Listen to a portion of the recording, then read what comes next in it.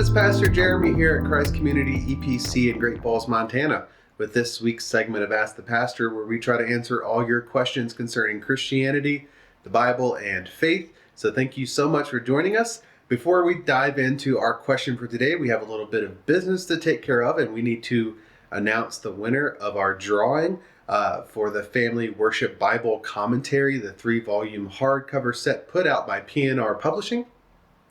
And so without further ado, the winner of that drawing is Brother Jay. Brother Jay, if you will reach out to me, you can email me at the email that I post at the end of this video. I will get your address and get that mailed out to you as soon as possible. Congratulations, Brother Jay.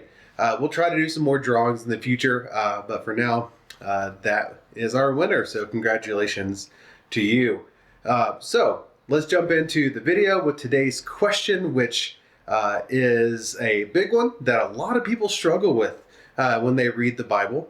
And it's a question that if we pay attention to context and what's actually being said, isn't as hard as we often make it out to be. And the question is this, is how could Pharaoh be held responsible if God hardened his heart? Doesn't that seem unfair? Well, let's take a deep dive into Scripture and actually see what's going on here. What's actually happening when we read about God hardening Pharaoh's heart? So before we dive into that, we need to understand one key principle to biblical interpretation, and that's context is king. We cannot simply take a little fragment of a verse, pull it out of context, and make it mean what we want it to or what we assume it means outside of the broader context of what's being said in that passage. So before we ever read anything about God hardening Pharaoh's heart, we first read that Pharaoh hardened his own heart. And this is crucial. The mistake that people often make is assuming that God is forcing Pharaoh to sin. Like Pharaoh is just a puppet in God's hands, but that is not what the Bible is saying. In Exodus chapter 7, verse 13, after Moses and Aaron perform a miracle, we read, "Still Pharaoh's heart was hardened, and he would not listen to them, as the Lord said." And then again in Exodus 8:15, "But when Pharaoh saw that there was a respite, he hardened his heart and would not listen to them, as the Lord had said." At this point, Pharaoh's resistance is his own doing. He's already rejecting God. The idea that God is twisting his arm into rebellion just doesn't hold up when we actually see what happens in the passage. Instead, Pharaoh is actively making his own choices that are against God, choices that God will use, but God is not hardening Pharaoh's heart, forcing him to be in rebellion against him. And so when we're looking at the actual Hebrew, we're going to get a little bit nerdy here. I'm going to try to keep this part brief. But when we look at the Hebrew, Hebrew has different verb forms that add depth to how actions are described. And so this is where things get really interesting. So in these passages, when the Bible is talking about Pharaoh hardening his own heart, it uses two verb stems called the kal and the hifil. And these forms indicate that Pharaoh is acting on his own accord. He is making his heart resistant. He is the primary actor acting in his own agency. But when we read that God hardened Pharaoh's heart, the verb stem changes to what's called a pl. And this is an intensification of an action, or bringing out the consequences of a prior decision. And so what does this mean? It means that Pharaoh is already making his own heart hard. And rather than God forcing Pharaoh into something new, God is simply removing the restraints that he has on Pharaoh's heart and leaving him to what he would naturally want to do anyway, but without God pushing back and keeping his evil heart at bay. And so in that sense, it's intensified because Pharaoh would not be acting as evil as he wanted to if God was restraining his evil, which we read in Scripture that God does restrain evil. So when God removes his hand, that intensifies the hardness of Pharaoh's heart. So rather than God having to actively come near to harden his heart, all God has to do is pull back his hand, and Pharaoh's heart becomes more hard.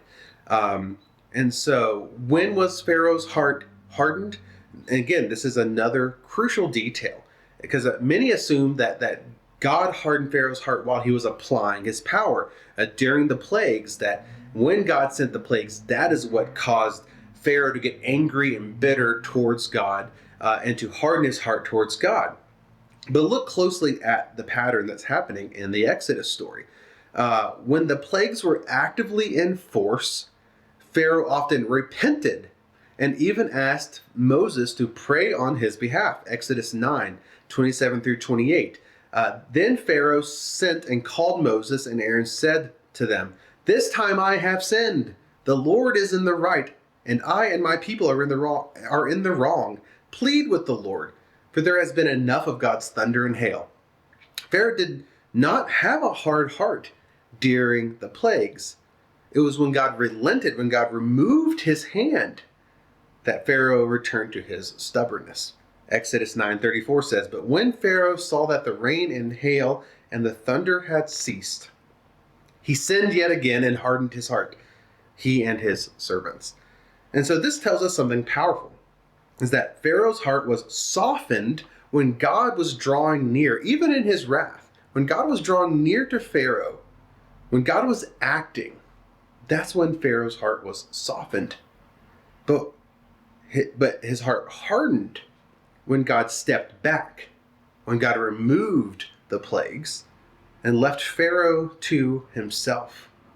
And this is a key biblical theme.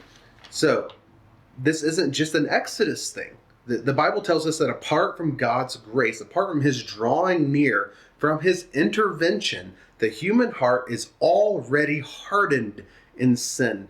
Jeremiah 17:9 says, "The heart is deceitful above all things and desperately sick. Who can understand it?"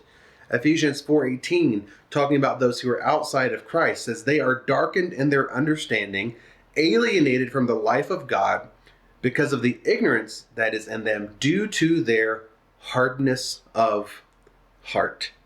Jesus himself affirms this truth in John 3, verses 18 through 19, when he says, "Whoever believes in him, that is, in the Son of God, is not condemned, but whoever does not believe is condemned already, because he has not believed in the name of the only Son of God.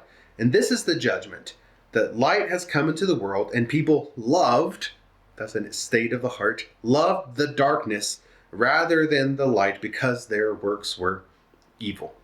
So notice, those who reject Christ are already condemned. God doesn't have to actively harden people's hearts. He simply leaves them to themselves. He gives them what they want naturally. They remain in their natural state of resistance and hardness and rebellion to him, just like Pharaoh. And so in Romans 9, Paul directly addresses Pharaoh in this story in Exodus. And here's what he says. He says, "For Scripture says to Pharaoh, for this very purpose I have raised you up, that I might show my power in you, and that my name might be proclaimed in all the earth. So then he has mercy on whomever he wills, and he hardens whomever he wills." And again, if we understand the broad context of the Exodus, and if we understand what it means that it requires God to draw near to our hearts in order for them to be softened, then Paul's point is clear, that God is sovereign, that he raised up Pharaoh and used him in his divine plan. But remember, God's hardening is not coercion to sin. It is God letting Pharaoh continue in the sin he was already committed to, and God using that to make his name great. God did not make Pharaoh wicked. Pharaoh was wicked, and God simply withdrew his restraining hand, allowing Pharaoh's true nature to be fully displayed. He didn't have to coerce Pharaoh to sin. All he had to do was remove his constraining hand. And so how could Pharaoh be held responsible if God hardened his heart? Because Pharaoh's rebellion was his own choice. And even though God could have changed his heart, he did not force him to sin. God simply let him be the sinner he already was. And that should be a warning to all of us. When we resist God, he may eventually give us over to the hardness of our hearts, as we read in Romans 1. But the good news, God can soften our hearts. And so if you feel any softness towards God, Any conviction, any desire to seek him, that's his work in you. Don't resist it, but cry out to him, and he will not harden you, but he will make your heart new, as we read in Ezekiel 36, where he removes our heart of stone, our hard hearts, and he gives us a heart of flesh, and he puts his spirit within us, and he removes our uncleannesses, and he causes us to walk in his way. So thanks again for joining me for this segment of Ask the Pastor. If this was helpful, please like, share, subscribe, leave a comment. If you have any other questions you would like me to answer, please feel free to email me at pastorjeremy@christcommunitygf.com. That's pastorjeremy@christcommunitygf.com. And until next time, may the Lord bless you and keep you.